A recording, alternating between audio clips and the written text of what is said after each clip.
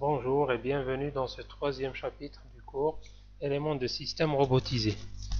Dans ce troisième chapitre, on va voir comment calculer le modèle géométrique d'un bras manipulateur ou d'un robot série. On va d'abord rappeler quelques éléments sur la composition d'un bras manipulateur. On va rappeler également la définition de la situation ou de la pose d'un robot. On parlera alors de coordonnées articulaires et opérationnelles. Par la suite, on va aborder le cœur du chapitre, comment déduire le modèle géométrique direct.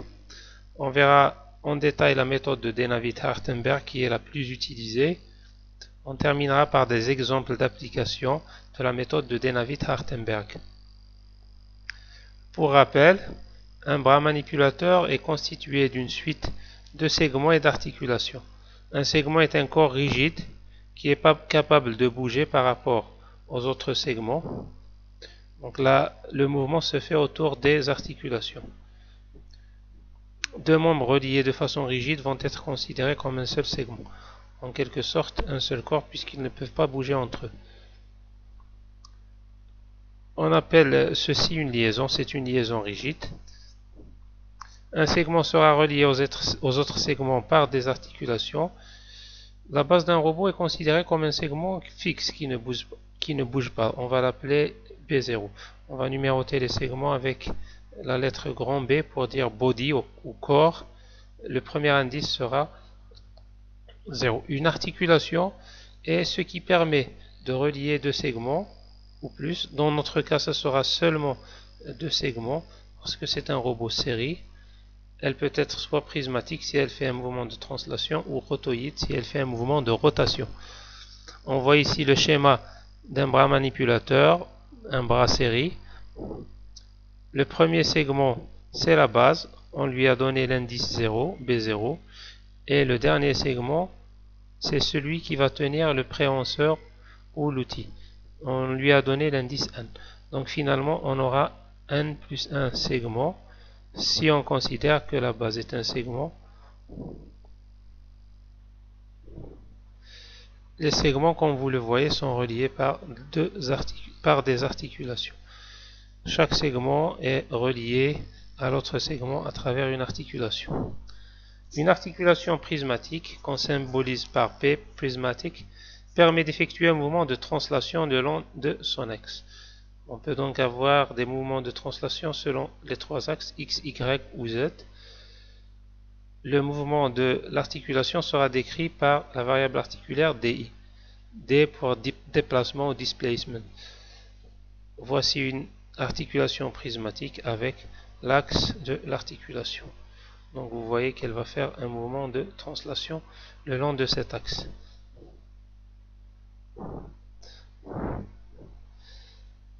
Là, on a une articulation rotoïde qu'on symbolise par grand R, rotoïde.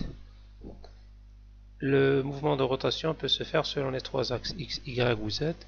Et ce mouvement sera décrit par une variable articulaire θi. Le I, c'est l'indice de l'articulation. Donc θ1 pour la première articulation, θ2 pour la deuxième, ainsi de suite. Quelques remarques concernant les articulations. On peut avoir des articulations qui sont soit passives ou actives. L'articulation est active si elle est reliée à un actionneur.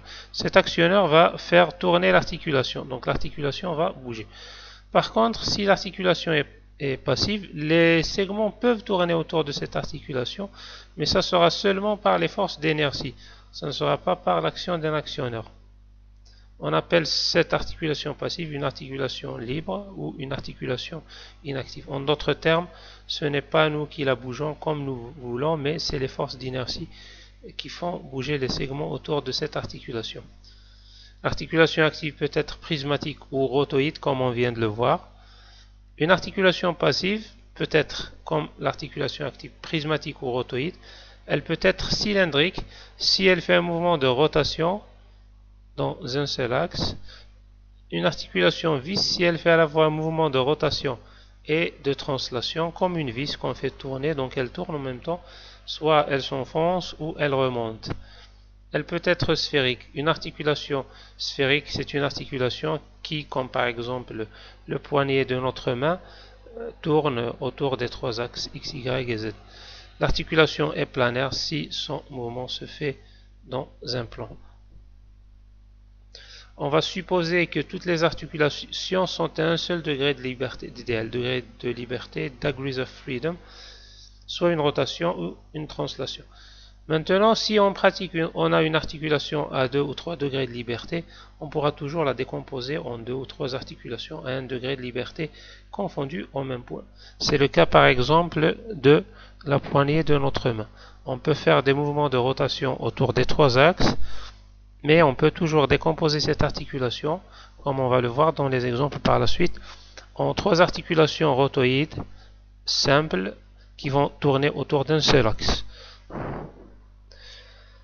Un bras manipulateur est constitué, plutôt un robot à base fixe est constitué d'un bras manipulateur plus l'organe terminal.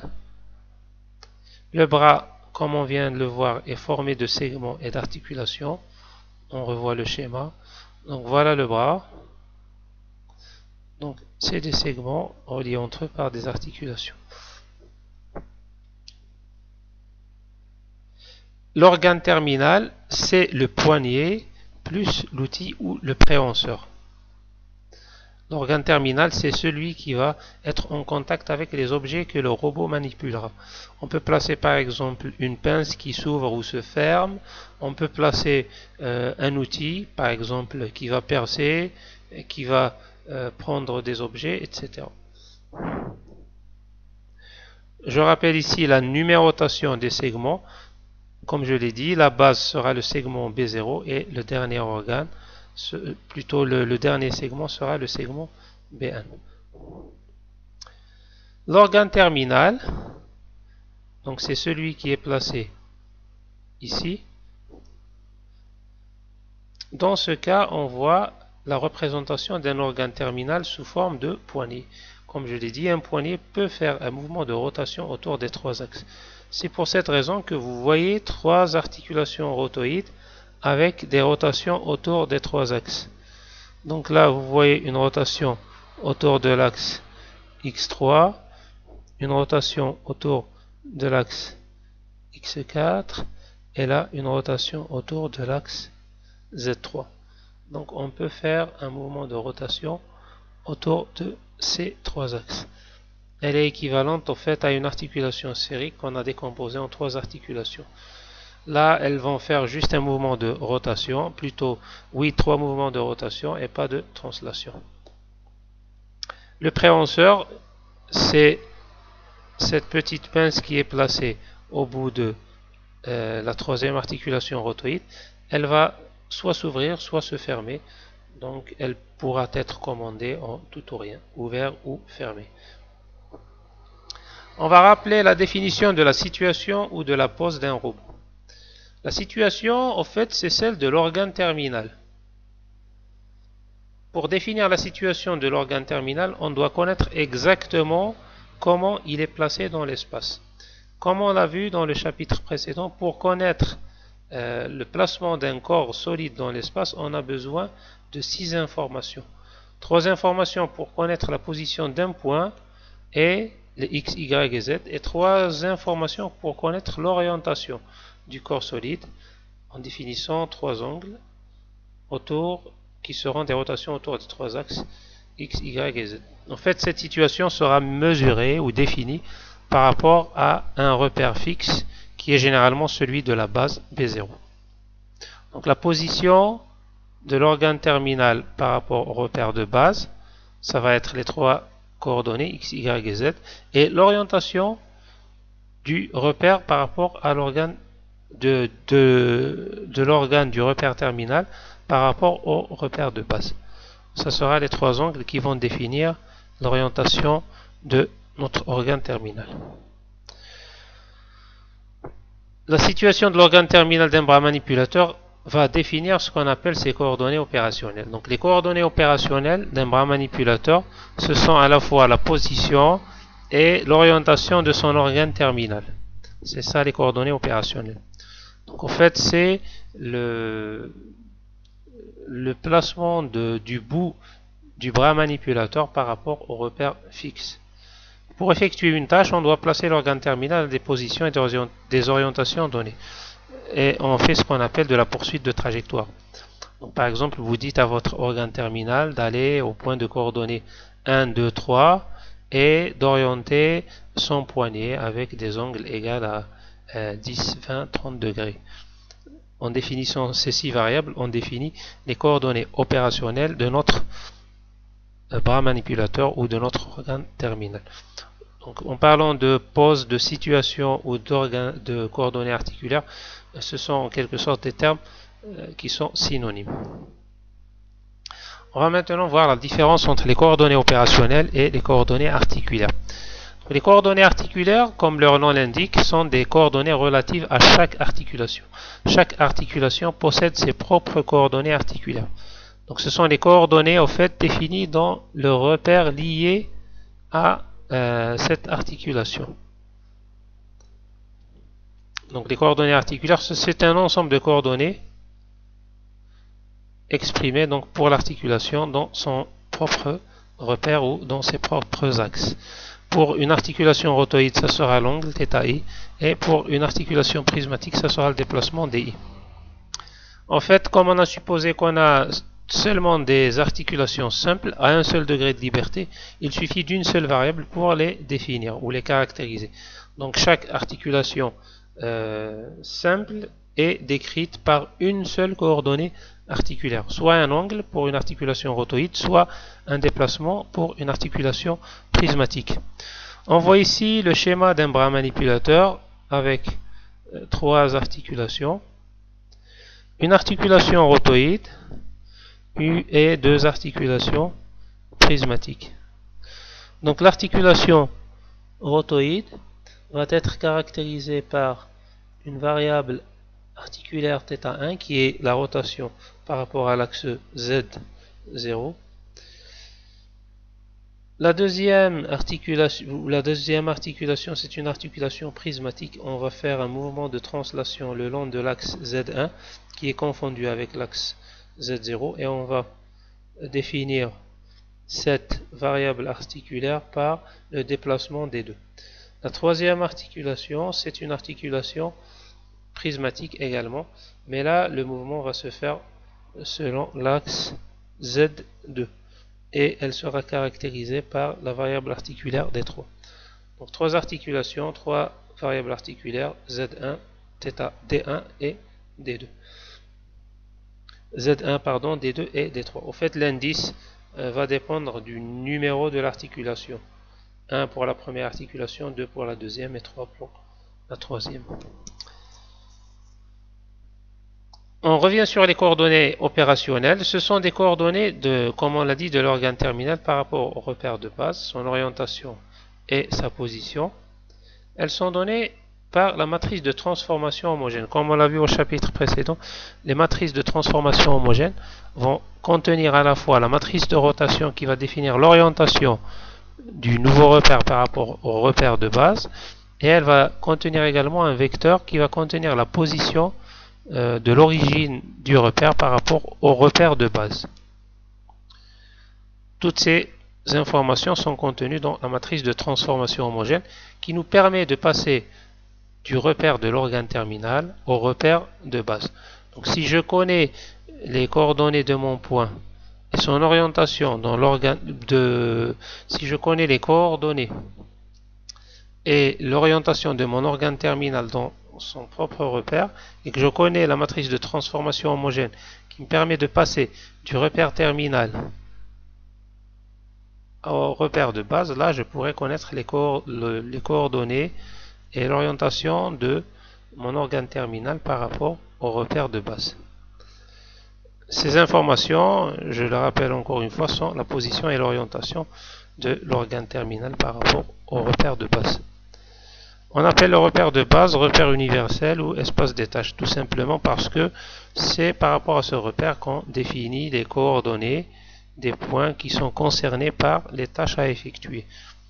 Par exemple, si je dis déplacer cette pièce du point de coordonnées 1, 2, 3 au point de coordonnées 1, 2, 4, les coordonnées seront définies par rapport au repère de base. Le repère qui est relié à la terre, donc au sol. C'est un repère fixe qui ne bouge pas. Là, c'est un rappel sur la structure ou la forme de la matrice de transformation homogène qu'on a vu au chapitre précédent. Elle est formée de 4 blocs. Le premier bloc en haut à gauche, c'est la matrice d'orientation ou la matrice de rotation, qu'on appelle également matrice des cosinus directeurs. Elle permet de définir l'orientation du repère n par rapport au repère de base 0. C'est la matrice de rotation pour passer des coordonnées dans le repère n aux coordonnées dans le repère 0. Là, ça va être un vecteur, le vecteur ON0. C'est la position de l'origine du repère de l'organe terminal par rapport au repère de base 0. Donc ce sont les coordonnées du point ON dans le repère R0.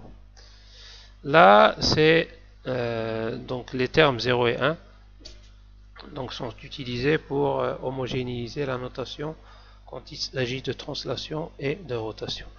Le repère R0, c'est le repère lié à la base, qui est fixe, et le repère Rn, c'est le repère lié à l'organe terminal, c'est celui du dernier segment. Alors là, je rappelle que les repères sont liés au segment. Les repères sont liés au segment. Donc les segments sont des corps solides. On va définir des axes qui sont fixes par rapport à ces segments. Donc chaque segment porte un numéro, comme on l'a vu. Par exemple, B0, on va avoir un repère R0, ça sera un système de 3 axes qui est fixe par rapport au segment ou au corps B0. Le repère R1, donc ça sera 3 axes qui sont fixes par rapport au corps B1. Donc quand le corps B1 va bouger par rapport à cette articulation ou celle-ci, les 3 axes qui lui sont liés vont bouger avec lui. Ça sera la même chose pour tous les autres segments. Donc ne l'oubliez pas, les repères sont fixes par rapport aux segments et non pas par rapport aux articulations. On va parler maintenant du cœur de ce chapitre qui est le modèle géométrique direct. Alors qu'est-ce que le modèle géométrique direct, qu'on appelle également modèle géométrique tout court? C'est un modèle qui nous permet de passer des coordonnées articulaires aux coordonnées opérationnelles. Donc j'ai n articulations, je connais les n coordonnées articulaires, les θi, les di, et je souhaite connaître l'orientation et la position de mon organe terminal par rapport au repère de base R0. Ce modèle, je lui donne comme données les n coordonnées articulaires, il va me donner les coordonnées opérationnelles, la position et l'orientation de l'organe terminal par rapport au repère de base. On va symboliser les coordonnées opérationnelles par un vecteur grand X. Bon, ce vecteur, en fait, il va contenir les 3 angles de rotation, les 3 coordonnées de l'origine de l'organe terminal. On peut aussi le définir comme étant la matrice de transformation homogène qui va contenir à la fois la matrice de rotation et la position de l'organe de l'origine du repère de l'organe terminal par rapport au repère fixe. Les coordonnées articulaires, on va les définir par un vecteur Q qui va contenir n éléments, soit un vecteur colonne, et ça sera des coordonnées articulaires. Θ ici, l'articulation est sphérique, et D ici, l'articulation est prismatique. Bien sûr, on a dit qu'on suppose que toutes les articulations sont des articulations simples, donc à un seul degré de liberté, caractérisable par une seule variable articulaire. Alors, qu'est-ce qui va nous fournir les coordonnées articulaires, les θi, les di? Ce sont les capteurs internes ou les capteurs proprioceptifs. Quand on a parlé des capteurs internes dans le premier chapitre, on a dit que c'était des capteurs qui nous permettent de connaître l'état interne du robot. La position, la vitesse de chaque articulation, la situation de chaque articulation, etc. Donc ce modèle va utiliser ces informations qui sont fournies par les capteurs, qui sont transmises au système de commande, et le modèle géométrique sera implémenté sous forme d'équations dans les algorithmes du système de commande qui vont nous donner nos coordonnées opérationnelles en fonction des coordonnées articulaires. Bon, on va voir par la suite que c'est plus le modèle géométrique inverse qui fait l'inverse, qui passe des coordonnées opérationnelles aux coordonnées articulaires pour la commande du robot. Donc là, on peut utiliser le modèle géométrique juste pour connaître la situation du robot en fonction des informations fournies par les capteurs des articulations.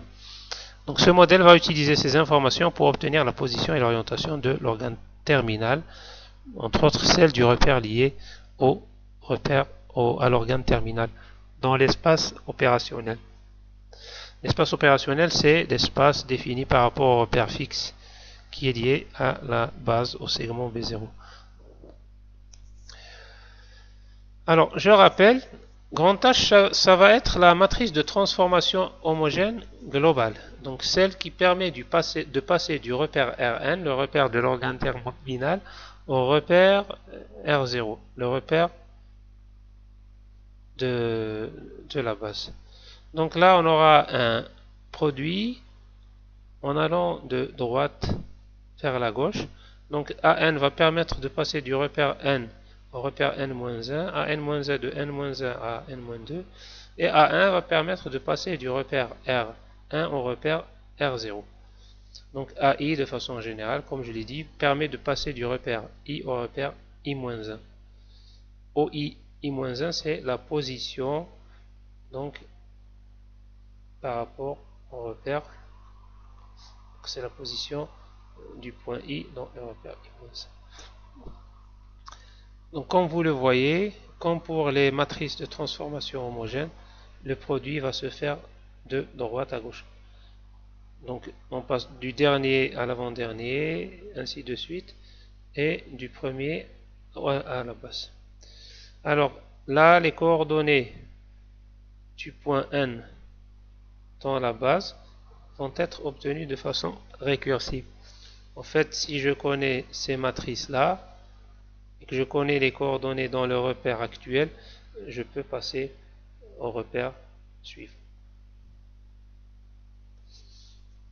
On va maintenant voir une méthode particulière, très pratique, et c'est la plus utilisée pour l'obtention du modèle géométrique direct. En fait, la connaissance du modèle géométrique direct revient, comme on va le voir, à connaître les 4 paramètres de la matrice de transformation de Dennavit-Hartenberg. On va rappeler les conventions qu'on va utiliser pour la numérotation des segments et des articulations. Nous avons ici le schéma d'un bras manipulateur, un robot série.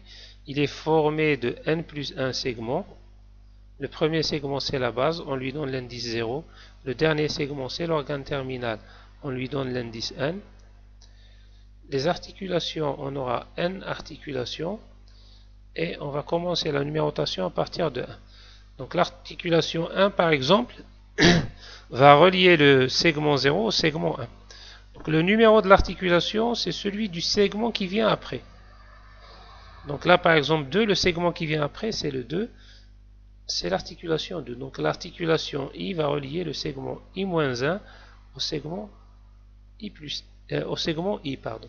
Donc l'articulation I va relier le segment I-1 au segment I. Donc l'articulation N par exemple va relier le segment N-1 au segment N, le dernier, qui est l'organe terminal. On va définir N repères ou N référentiels. Les référentiels sont fixes par rapport au segment. Donc le référentiel par exemple 0 va être fixe par rapport à la base. Ça va être un système de 3 axes qui se coupe dans une origine O0 pour le premier, et ils vont être fixes, parce que la base est fixe. Le repère R1, ça va être un système de 3 axes, O1, X1, Y1, Z1, et ils vont être fixes par rapport au segment B1. Donc quand le segment V1 va tourner par rapport à l'articulation 1 ou par rapport à l'articulation 2, les 3 axes et l'origine vont bouger avec lui. Il ne faut pas faire l'erreur de lier les segments aux articulations, mais par rapport aux segments. De lier les repères par rapport aux articulations, mais par rapport aux segments. Donc c'est toujours le segment I qui y est relié au repère RI. La méthode de Dynavit-Hartenberg, en fait, c'est une méthode particulière où on donne des règles pour définir les repères qui sont reliés à chaque segment. Cette convention nous dit la chose suivante. Donc la convention pour le choix des repères qui doit satisfaire les conditions suivantes pour chaque deux repères successifs qu'on appellera OX0, O0X0, Y0Z0 et O1, X1, Y1, Z1. Alors là, on donné les indices O1 et 1, 0 et 1, mais ça peut être n'importe quel indice. Par exemple, j'ai le repère R0 et R1, là c'est la bonne numérotation, mais je peux aussi avoir R2, R3. Donc à ce moment, le repère R2 sera le repère 0 qu'on va voir par la suite, et le repère R3 sera le repère R1. Donc R0 c'est le repère actuel, R1 c'est le repère suivant. Alors l'axe du repère R1, l'axe X1, doit être perpendiculaire à l'axe Z0 du repère R0. Donc quand je passe du premier au repère suivant, je dois avoir l'axe X du deuxième qui est perpendiculaire à l'axe Z du premier. L'axe X1, deuxième convention, doit couper l'axe Z0. Donc l'axe X1 du deuxième repère doit couper l'axe Z0. En d'autres termes, les axes X du deuxième et Z du premier doivent être perpendiculaires et se couper. Donc le passage du repère R0 au repère R1 va se faire de façon prédéfinie pour obtenir la matrice de transformation homogène A. En fait, c'est la matrice qui est là qu'on souhaite calculer. Donc on passe du repère 1 au repère 0. Donc ce passage va se faire à partir de 4 transformations. Voici le repère R1 et voici le repère R0. Donc maintenant, si je fais les transformations en partant de 1 pour aller vers de 0 pour aller vers 1, à ce moment-là, je vais écrire de gauche à droite. Mais si je fais les transformations en partant de ce repère, donc R1, pour revenir au repère R0, je fais les multiplications de droite à gauche. Donc bon, si on va du repère R0 au repère R1, donc on va d'abord faire une rotation autour de l'axe Z, qui est ici Z0 de θ. Puis on va faire glisser ce repère selon l'axe Z, ce sera le même, de D. Par la suite, on va glisser selon l'axe X. Donc l'axe X, il est là. Donc on va glisser d'une distance A. Et puis on va tourner autour de cet axe X d'un angle alpha. Donc 4 transformations. Une rotation puis une translation autour de D, de Z. Puis une translation et une rotation autour de X. Alors attention, l'ordre est important. Donc on doit d'abord faire la rotation et la translation. Donc finalement, je dois connaître ces 4 paramètres. Les paramètres A, alpha, D et θ. A et D, c'est des déplacements. Alpha et θ, c'est des angles de rotation. On peut donc définir la matrice AI, qui est la matrice de transformation homogène, à partir des expressions qui sont là. Donc je vais remplacer chacune de ces matrices par sa matrice de transformation homogène qu'on a vue au chapitre précédent. Donc je vais commencer par la rotation zθ. Donc vous la voyez ici. Là c'est la matrice RZθ. Et là on a 0, 0, 1 puisque on se déplace, pardon ici, là on a 0, 0 DI puisqu'on se déplace de DI par rapport à l'axe Z, donc là X, Y, Z. Après, donc là c'est la translation selon Z de DI. On a la translation selon x de A, donc elle est là, on se déplace de AI, et là vous avez la matrice de rotation par rapport à x de alpha, donc cosinus moins sinus, sinus cosinus. Donc ces matrices, au fait, elles ont des formes prédéfinies à l'avance qu'on a calculées et qu'on a vu dans le chapitre précédent. Donc après calcul, quand vous faites le produit de ces quatre matrices, vous obtenez la matrice de transformation homogène qui correspond à la transformation de Dynavit-Hertenberg, une rotation de θ autour de z, une translation de d autour le long de z, une translation de a le long de x et une rotation de alpha autour de x. Donc en fait cette matrice elle est prédéfinie, elle est connue à l'avance. Ça nous donne l'avantage de ne pas calculer à chaque fois le produit des matrices puisqu'on connaît déjà les combinaisons des transformations qu'on a à faire. C'est là aussi un avantage de la méthode de Dynavit-Hertenberg, c'est qu'on connaît à l'avance la forme de la matrice de transformation homogène. Donc là, je rappelle l'expression de cette matrice. Vous avez les quatre variables, θi, alpha i, ai et di.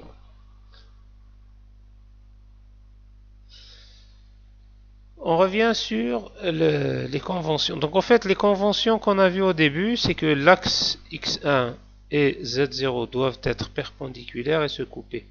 Et si on suit les conventions qu'on a choisies pour le choix des repères, on va aboutir aux contraintes suivantes.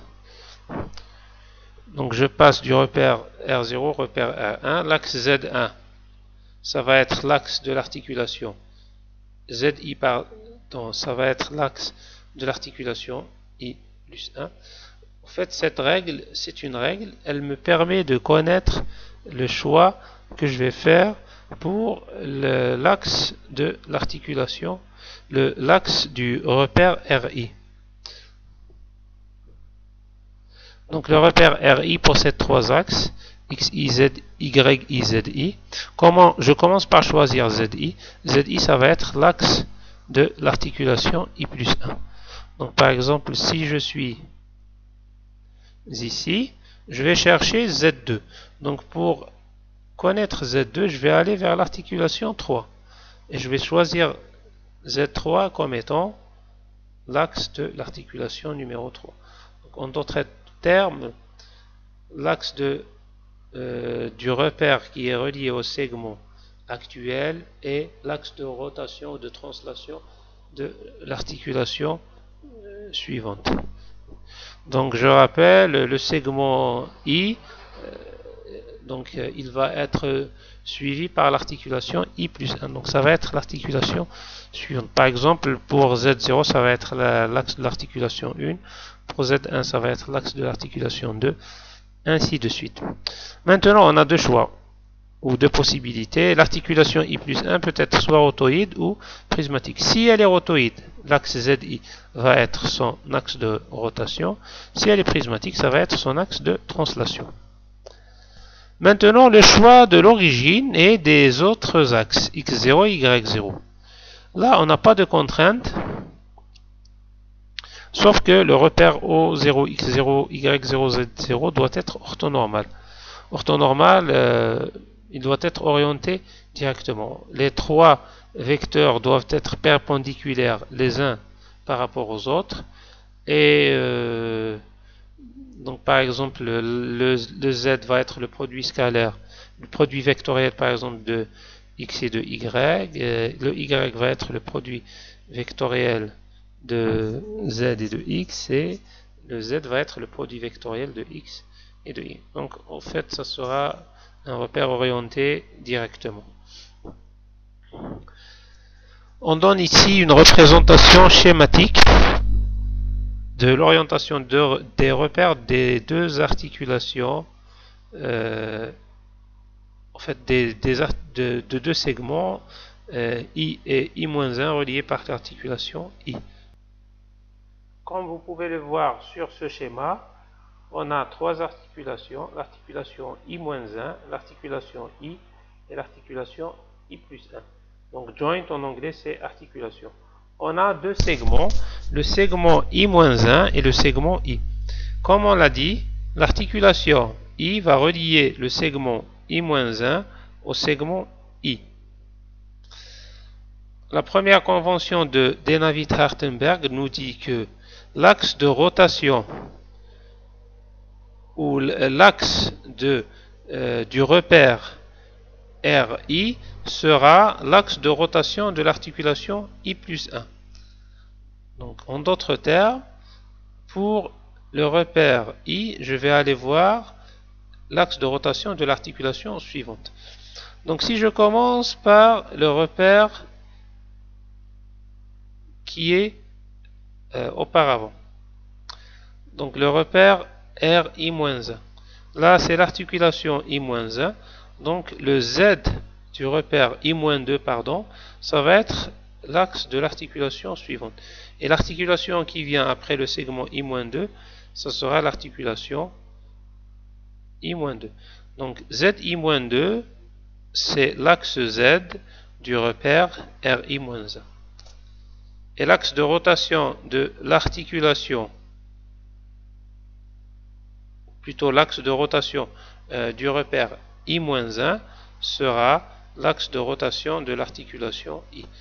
Donc en d'autres termes, prendre le numéro de l'articulation, lui soustraire 1 et dire que c'est le repère ZI-1. Donc là, le numéro de l'articulation c'est I-1. I-1 c'est 2. Donc finalement, l'axe de rotation de cette articulation, c'est le Z du repère I-2. Là, le numéro de l'articulation, c'est I. Donc je soustrais 1 à I. Donc le ZI-1 sera l'axe de rotation du repère RI-1. Le numéro de l'articulation, c'est I plus 1. Je soustrais 1. Je vais avoir I.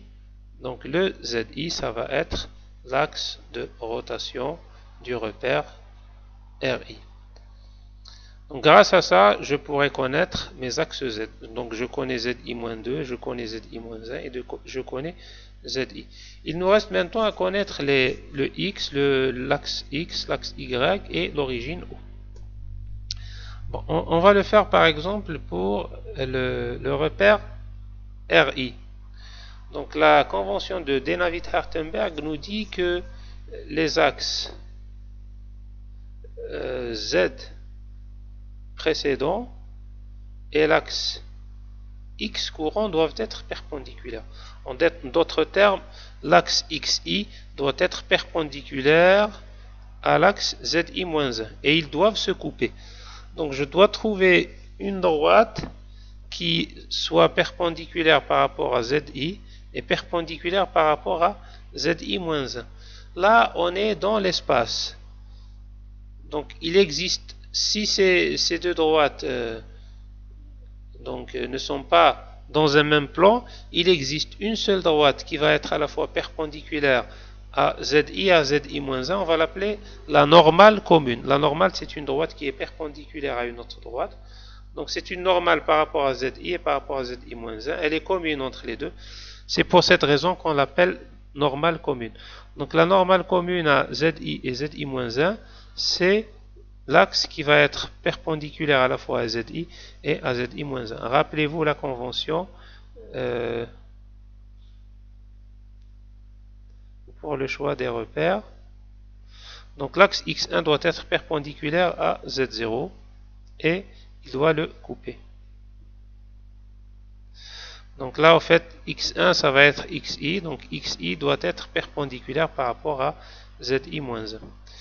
Et comme XI est perpendiculaire par rapport à ZI, puisque c'est un repère orthonormal, donc XI va être à la fois perpendiculaire par rapport à ZI et par rapport à ZI-1. Donc grâce à cette normale commune, on va connaître à la fois le XI et le OI. Puisqu'on peut dire que le OI va être l'intersection de notre axe XI avec l'axe ZI. Une fois que vous connaissez OI et XI, donc par la règle donc de la main droite, on peut dire que yi va être le produit. yi va être le produit vectoriel de zi de xi. Donc je fais zi produit vectoriel xi, j'utilise la règle de la main droite. En fait, je ferme mes quatre doigts qui doivent tourner de zi vers xi, et la direction du pouce va m'indiquer la direction de zi. C'est celle qu'on utilise en magnétisme, par exemple, lors des produits vectoriels. Alors, on a pu donc déduire notre repère RI. Maintenant, on doit connaître les paramètres, les quatre paramètres de Dynavit-Artenberg, AI DI, alpha I et θ I. On va revenir sur le schéma qu'on a vu au début. Donc ici, on va bien comprendre comment on passe du repère R0 au repère R1. Donc premièrement, je fais tourner mon repère R0 autour de l'axe Z0 pour aligner les axes X. Donc vous voyez ici, quand je fais tourner mon repère autour de Z0, l'axe X0 va se retrouver dans cette direction, qui sera parallèle à la direction de X1. Donc l'angle avec lequel je fais tourner mon axe X0 autour de Z0 pour s'aligner à X1, ça va être l'angle θ. Donc on revient ici. Alors la même chose pour le repère RI-1. Donc je connais ZI-1, je connais ZI-2. Je trace la normale commune perpendiculaire à ZI-1 et ZI-2. Je vais obtenir XI-1 et OI-1. Et par produit vectoriel de ZI-1 et de XI-1, je vais obtenir YI-1. Donc là, j'ai obtenu à la fois mon repère RI et mon repère RI-1. Donc comme je l'ai dit, pour passer de ce repère à ce repère, je dois aligner XI-1 avec X. Ils doivent être dans la même direction. Pour faire ça, je vais tourner autour de ZI-1 d'un angle θi. Donc après rotation, vous voyez, cette direction est la même que celle-ci. Alors la deuxième transformation, on va glisser le long de l'axe Z jusqu'à ce que les axes X1 et X0 soient collinaires. Donc là, j'ai tourné, je suis ici. Maintenant, je vais, comme les deux axes sont parallèles, donc je vais glisser le long de cet axe-là. Et comme cet axe-là, donc ils ont une droite commune, donc je vais me déplacer de cette distance pour que j'atteigne un niveau où les deux axes seront collinaires. Donc cette distance-là, je vais l'appeler DI. Donc DI, en fin de compte, c'est la distance avec laquelle on se déplace le long de l'axe Z pour que l'axe X0 soit aligné avec l'axe X1. Alors, une fois que les deux axes sont alignés, on va faire une translation le long de X. Donc là, je vais glisser. Donc la distance entre les axes ZI- et l'axe ZI va former la variable AI. Après, une fois qu'on est là, donc qu'est-ce qui va se passer? Vous aurez l'axe X1 et X0 qui seront confondus. Et maintenant, on va tourner autour de l'axe X1 d'un angle alpha. Donc finalement,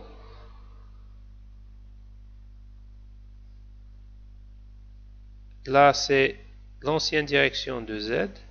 Et comme je vais tourner autour de X, donc mon Z va passer de cette direction en pointillé vers cette direction. Donc ZI-1 c'est la direction en pointillé et ZI c'est la direction finale. Et l'angle entre les deux va être égal à alpha I. Donc voilà pour la caractérisation des quatre paramètres de Dynavit-Artenberg. Bon, là on cite un peu ce qu'on vient de dire. Donc le repère OX, Y, IZI va être déterminé à partir du repère précédent, OI-1, XI-1, YI-1, ZI-1, en respectant les deux hypothèses. que x1 soit perpendiculaire à zi-1 et que x1 coupe zi-1. C'est les conventions qu'on a vues au début. Donc là, je passe de ce repère à ce repère, ou bien de ce repère à ce repère. Donc qu'est-ce que je fais? Je prends mes deux axes Z, je trace la normale commune, et le point où se coupe, ça va être l'origine, et la direction, ça va être le XI. Bon, en fait, ici, on a vu un cas particulier où les deux axes ZI-1 et ZI ne sont pas coplanaires. Ne sont pas coplanaires, ça veut dire qu'ils ne sont pas contenus dans le même plan.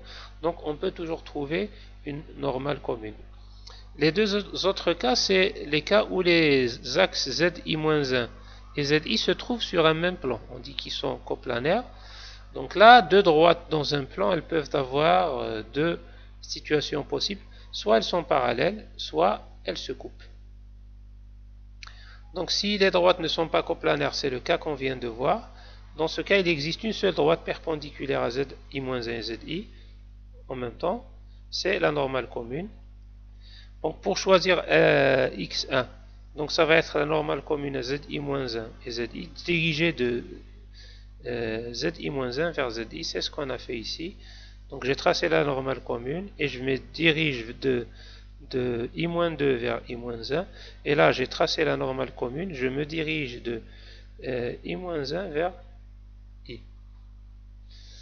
Alors le choix de l'origine, ça va être le point d'intersection de la normale commune avec l'axe ZI. Ici, la normale commune coupe l'axe ZI ici, donc là, ça va être l'origine. L'axe YI, comme je l'ai dit, il est déterminé par la règle de la main droite pour que le repère OX, Y, ZI soit orienté directement. Le deuxième cas, c'est où les repères ZI-1 et ZI sont parallèles. Donc là, les deux axes ZI, ZI-1 sont dans un même plan et ils sont parallèles. Dans ce cas, vous aurez un alpha I qui est égal à 0. Alors, pourquoi alpha I égale à 0? Si on revient au schéma précédent, où alpha 1 égale à 0, donc vous voyez le alpha, c'est l'angle selon lequel on doit faire tourner l'axe ZI-1 pour qu'il soit dans la même direction que l'axe ZI. Mais ici, comme les axes ZI et ZI-1 sont parallèles, donc on n'a pas besoin de faire tourner ZI-1. Donc l'angle de rotation va être 0. Pour le choix de XI, ça va être toutes les droites qui vont être parallèles à ZI-1 et ZI. En fait, vous avez deux droites parallèles, ZI et ZI-1. Vous tracez des droites perpendiculaires. Alors là, pardon, c'est perpendiculaire, ce n'est pas parallèle. Donc c'est toutes les droites perpendiculaires à ZI-1 et ZI qui vérifient cette condition, qui peuvent être définies comme l'axe I. Donc la direction est quelconque, on peut aller de ZI-1 vers ZI ou inversement, mais généralement on va de ZI-1 vers ZI. Bon, une fois qu'on aura choisi XI, on pourra connaître l'origine. Mais généralement, on choisit XI comme la perpendiculaire à ZI-1 qui passe par OI-1. En fait, je connais déjà le repère RI-1, donc je connais OI-1. Donc parmi les droites perpendiculaires à ZI-1 et ZI, je choisis seule celle qui passe par OI-1. Là, je n'aurai qu'un seul choix possible. Donc, une fois que vous connaissez cette droite, vous connaîtrez également OI, qui est l'intersection de XI avec ZI. Donc, pour ce choix, si je choisis pour droite XI, la droite qui passe par OI-1, donc si je reviens ici, donc vous voyez cette distance-là, DI, c'est donc une fois que les axes X sont perpendiculaire, plutôt collinéaire, dans la même direction, ça va être la distance entre l'axe XI et l'axe XI moins 1.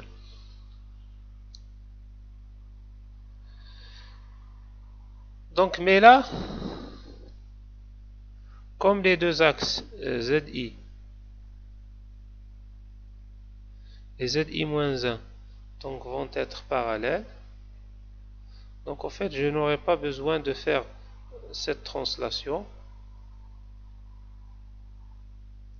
et cette distance là DI sera égale à 0.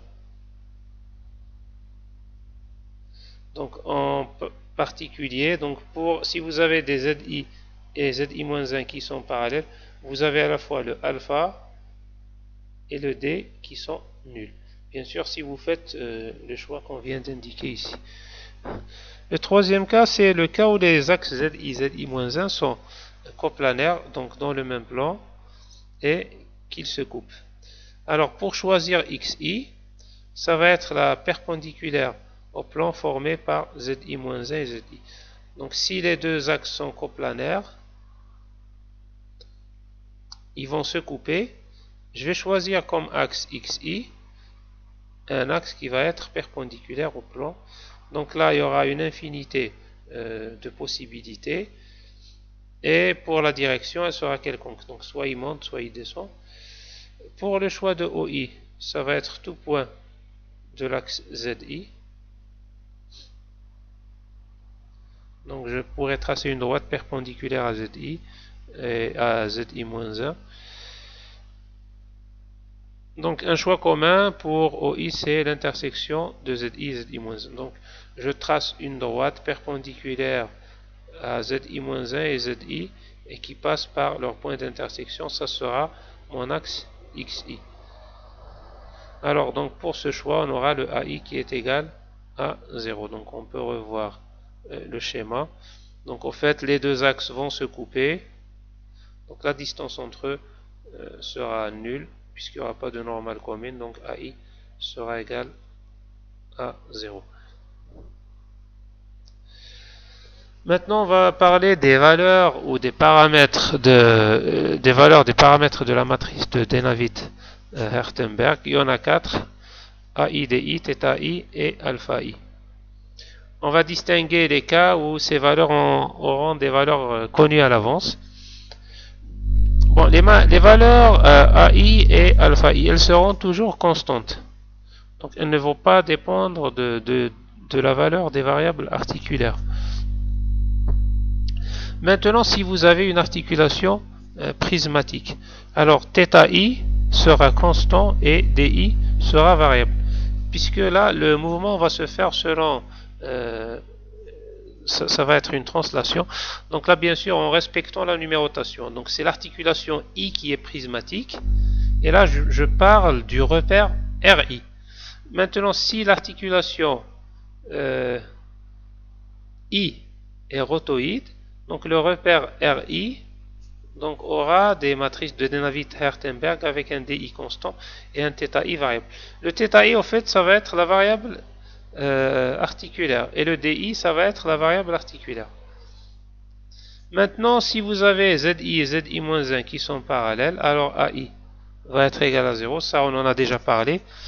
Si ZI-1 et ZI sont parallèles et que XI est choisi perpendiculaire à ZI-1 et qu'il passe par l'origine du repère précédent OI-1 et que le point OI choisit à l'intersection de XI avec ZI, alors DI est égal à 0. Donc en résumé, si vous avez ZI- et ZI qui sont parallèles et que vous faites ce choix, vous aurez AI, alpha I pardon, et DI qui sont nuls. Si Z1 et Z2 se coupent et que je choisis OI comme l'intersection de ZI- et de ZI, alors j'aurai AI qui est égal à 0. Alors là, on va juste définir le sens positif pour les alpha I et les θ I. Donc ici, on a l'axe XI et on a l'axe XI-1.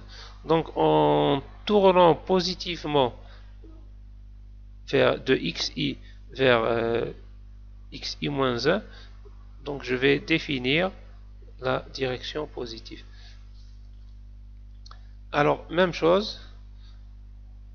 Donc, connaissant zi-1 et zi, donc le xi sera dans cette direction et le sens positif de alpha i sera donc dans le sens trigonométrique en passant de zi-1 à zi.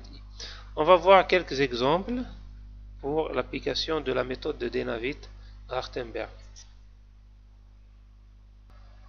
On va commencer par un exemple simple, un bras planaire avec 2 degrés de liberté, un bras RR, 2 articulations rotoïdes. Donc c'est un bras qui bouge juste sur le plan.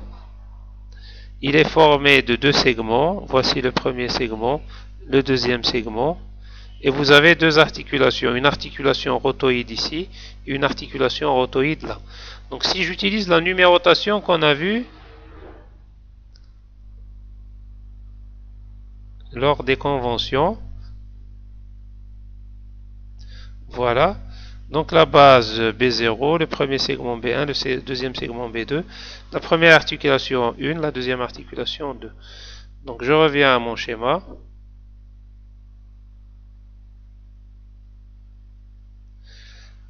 La base, elle est là, elle est fixe, B0.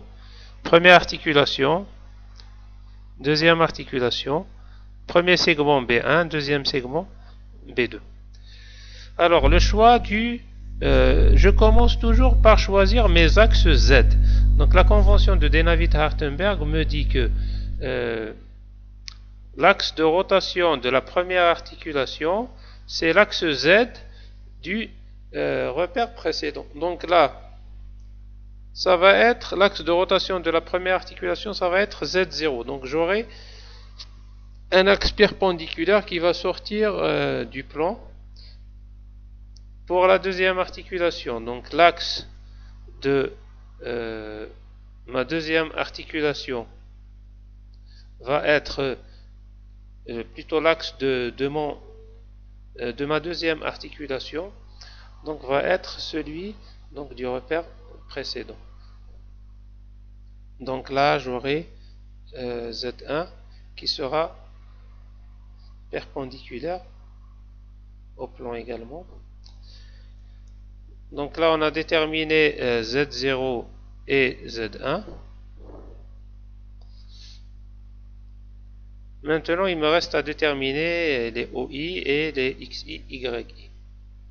Alors pour le choix du premier repère de R0, on connaît Z0, on a la liberté de placer O0, X0 et X0, Y0.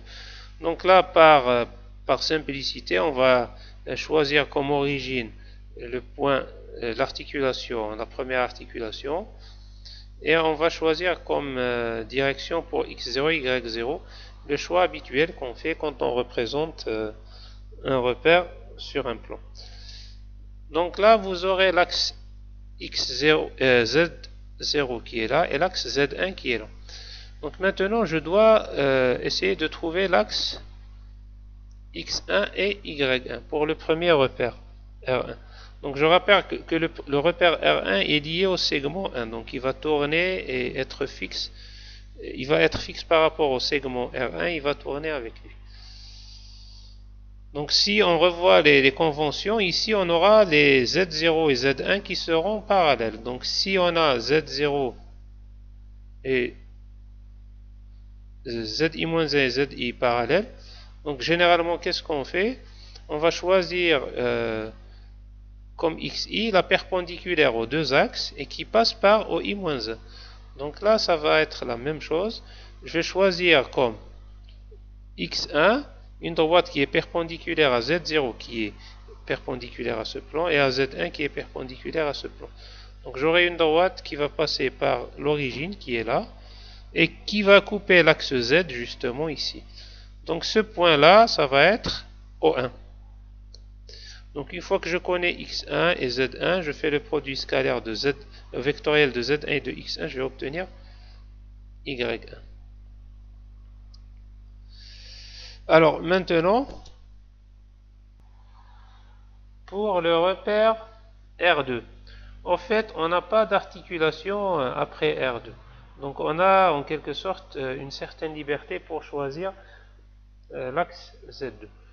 Donc la contrainte qu'on nous dit, c'est que si on revient, l'axe X et l'axe Z doivent être perpendiculaires et doivent se couper. Donc là, en fait, je vais choisir X2 qui doit couper X2 doit couper Z1. Donc pour avoir un X2 qui coupe Z1, je choisis tout simplement cette direction-là. Et à ce moment-là, vous aurez un Z2 qui sera perpendiculaire. Pour l'origine également, pour faciliter les calculs, je vais choisir une origine qui est au bout du segment, du deuxième segment.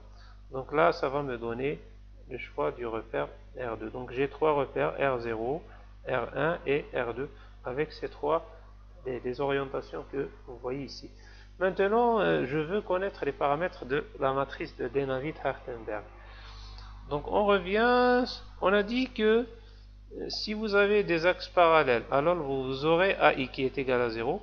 Et si on fait le même choix qu'on a fait, donc un axe X qui passe par les deux axes Z et qui les coupe, qui passe par l'origine de l'axe précédent, on aura des I égale à 0.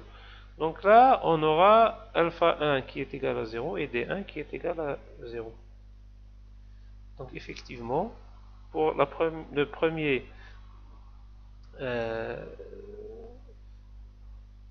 le premier segment, donc on aura D1 qui est égal à 0 et alpha 1 qui est égal à 0. Donc il nous reste à déterminer les paramètres A et θ.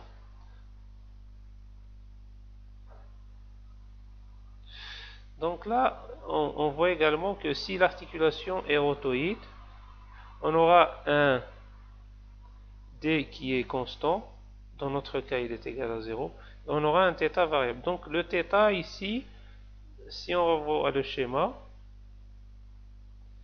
le θ au fait, ça va être l'angle entre le xi-1 et le xi. Donc θ c'est l'angle entre les deux axes x. Et là on voit bien que l'angle entre l'axe x0 et l'axe x1, il est là, on va l'appeler θ. Donc θ1 c'est l'angle entre l'axe x0 et l'axe x1. Donc on a dit que DI et alpha I sont, D1 et alpha 1 sont nuls. θ c'est la variable articulaire, c'est θ1. Il nous reste à calculer le A1. Alors le A1, géométriquement, sa signification, c'est la distance entre les deux axes Z.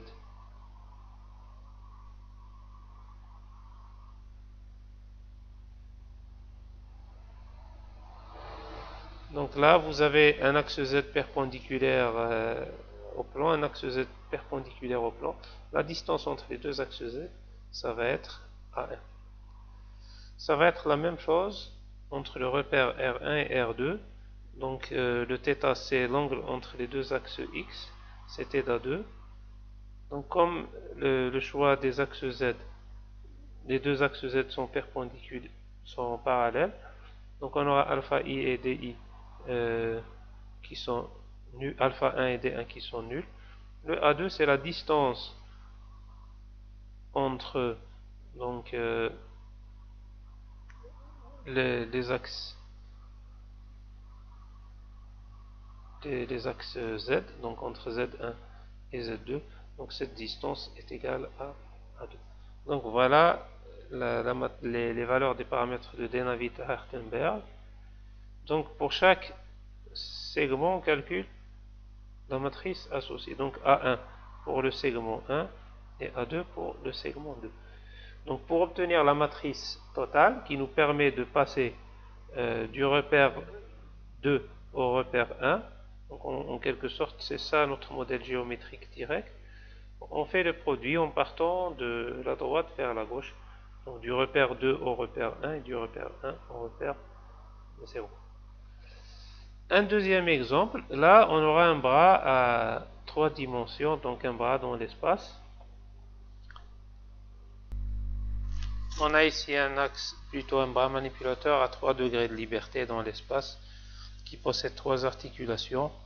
Une articulation rotoïde, une articulation prismatique et une deuxième articulation prismatique.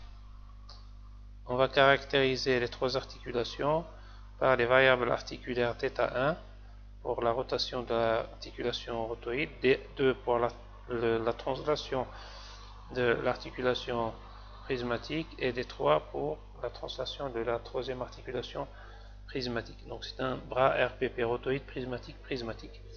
On va d'abord placer les repères. Donc le repère R0 aura pour axe Z0 l'axe de rotation de la première articulation. La première articulation est une articulation rotoïde, son axe est Z0. Maintenant, où est-ce qu'on place ce repère R0? On a le choix. Là, on a décidé de le placer à la première articulation, donc au niveau de l'articulation rotoïde. Pour les axes X0 et Y0, donc on les choisit pour avoir une orientation directe pour le repère R0.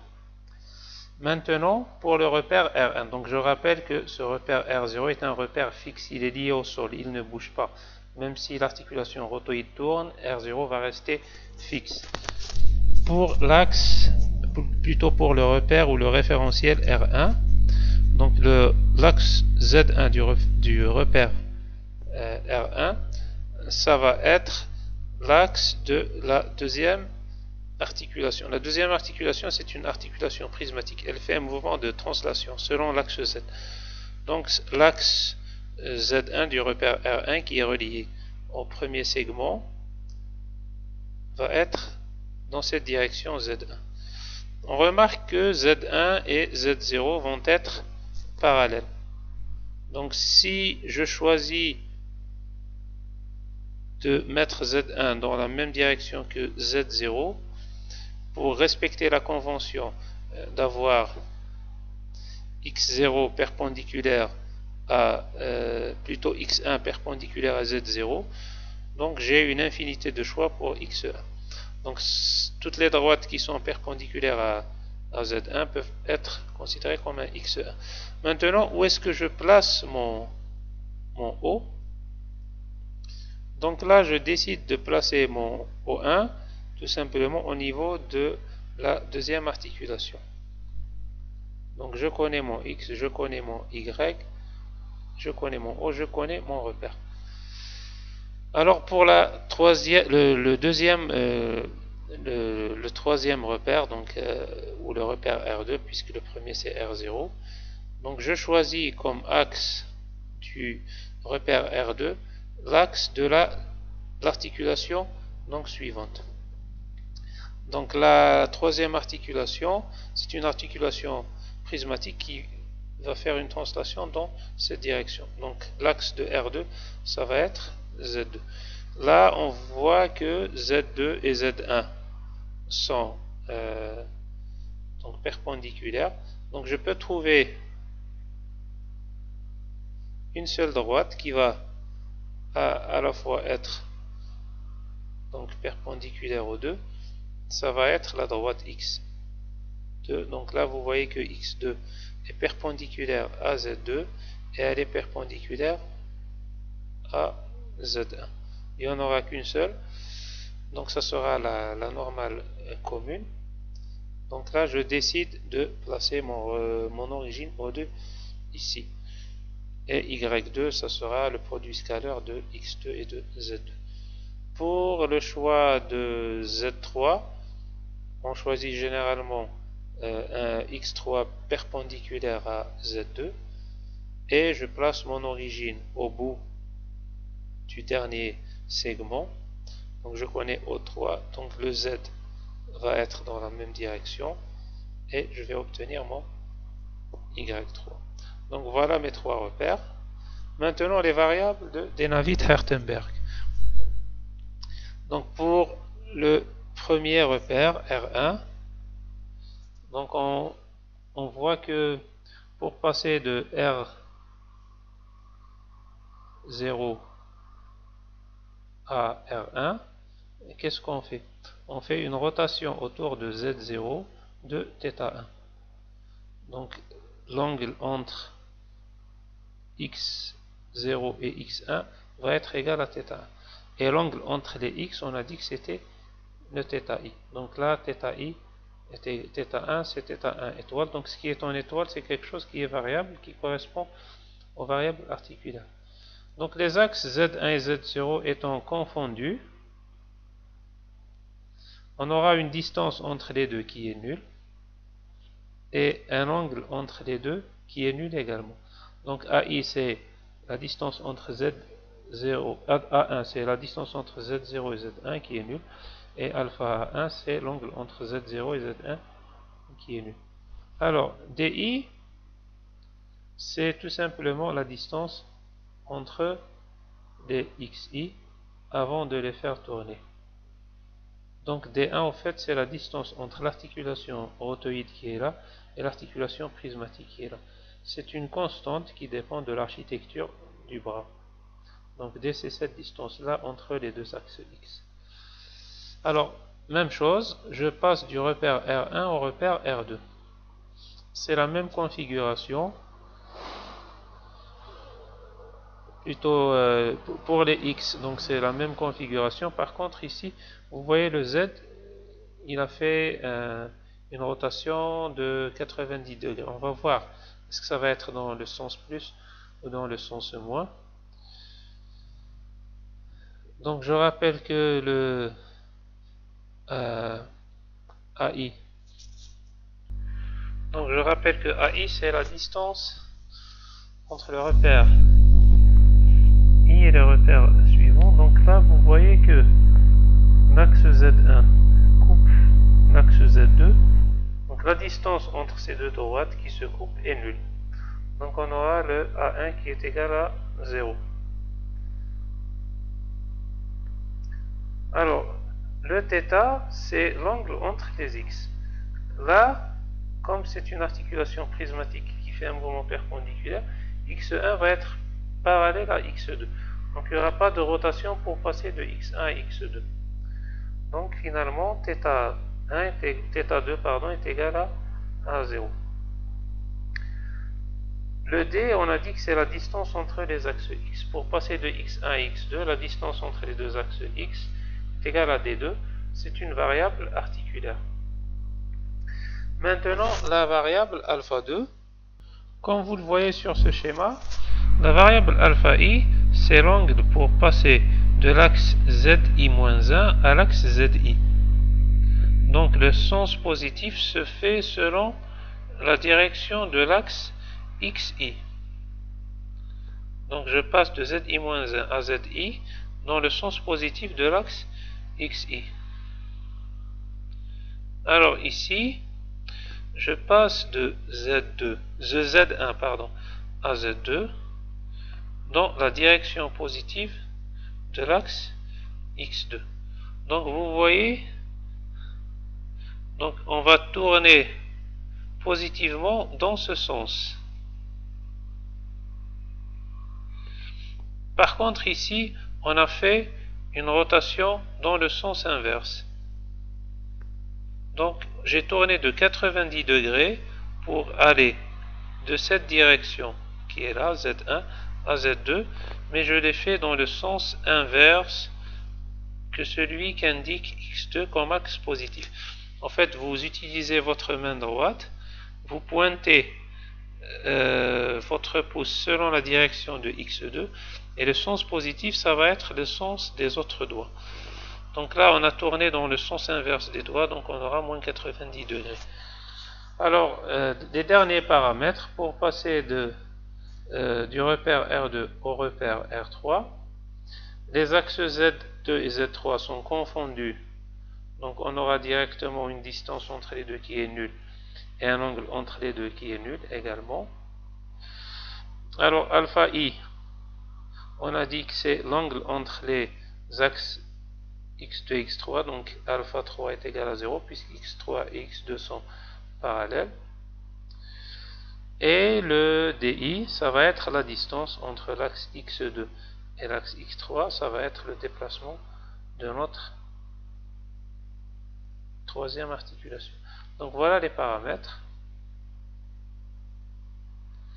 Donc je remplace les alpha i, di, ai et θ i par les valeurs que je viens d'obtenir, et on va obtenir les trois matrices de Dynavit-Hertenberg. Donc ça c'est pour le premier repère, le deuxième repère et le troisième repère. Donc après calcul, quand on fait le produit des trois, on obtient le modèle géométrique direct ou matrice de transformation homogène pour passer du repère 3 au repère 0. Un dernier exemple, c'est un bras RRR ou 3R. En fait, c'est le modèle de la poignée de l'organe terminal qui comporte trois articulations rotoïdes, donc qui ont des axes qui se coupent. Donc là, c'est un bras. J'ai commencé la mise en rotation à partir de 4. Bon, en fait, si je suppose que c'est la suite de ce bras, donc là j'ai 1, 2, 3, et là on aura 4, 5, 6. Donc là, la dernière articulation va être reliée au préhenseur qui va manipuler les objets. Donc les trois articulations sont des articulations rotoïdes. Donc on va savoir à l'avance que le paramètre θ va être égal à la variable articulaire pour les trois articulations. On va aussi savoir que AI est égal à 0, tout simplement parce que les axes Z vont se couper. Donc Z4 et Z3 vont être confondus, et Z4 va être perpendiculaire à Z5, donc il va le couper. Donc la distance entre Z3 et Z4 est nulle, et la distance entre Z4 et Z5 est nulle. Donc tous les AI sont nuls. Alors pour les DI, donc les DI, on a dit que c'était les distances entre les axes X. Ici, donc d'après le choix de ces orientations X4 est perpendiculaire à X5, et les deux repères ont la même origine. Donc là, au fait, j'aurai une distance qui est nulle.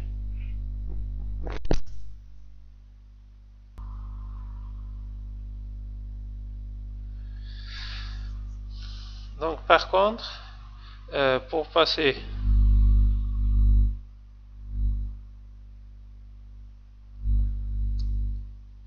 de X4 à X6, donc je suppose qu'il y a une certaine distance ici, et que je vais appeler D6. Donc cette distance là, donc je vais la mettre ici. Donc au fait, on n'a pas représenté X6, mais il sera parallèle à X5, donc dans cette direction là. Alors pour les angles, donc je rappelle, le alpha i c'est l'angle entre le repère 0, plutôt le repère 3 et le repère 4. Donc là vous avez le Z3 qui est dans cette direction et le Z4 qui est dans cette direction.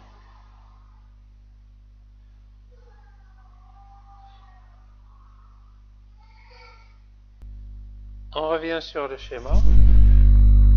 Donc alpha i est quanti positivement dans le sens de l'axe xi. Donc ça sera l'angle entre zi-1 et zi. Donc là, zi-1 c'est z3 et zi c'est z4. Et la direction positive, ça va être x4. Donc si vous mettez vos mains droites, plutôt votre pouce dans la direction de x4, vous allez voir que la direction positive, ça va être à l'intérieur. Par contre là, pour passer de Z3 à Z4, on fait une rotation vers l'extérieur de la figure. Donc ça sera moins 90 degrés. Même chose, donc pour passer de l'axe Z4 à l'axe Z5. Donc le sens positif va être dans la direction de l'axe X5. Donc effectivement, si je fais tourner les doigts de ma main droite de Z4 vers Z5, mon pouce va pointer vers X5. Donc ça sera 90 degrés. Alors Z5 est confondu avec Z6. Donc là, vous aurez un angle qui est égal à 0. Donc voilà mes paramètres de Denavita-Ertenberg. Donc même chose, je remplace les paramètres pour obtenir mes matrices de transformation de Denavita-Ertenberg. Et en faisant le produit après calcul, on obtient notre modèle géométrique direct. Voilà, merci pour votre attention. On se donne rendez-vous dans le chapitre suivant sur la modélisation cinématique.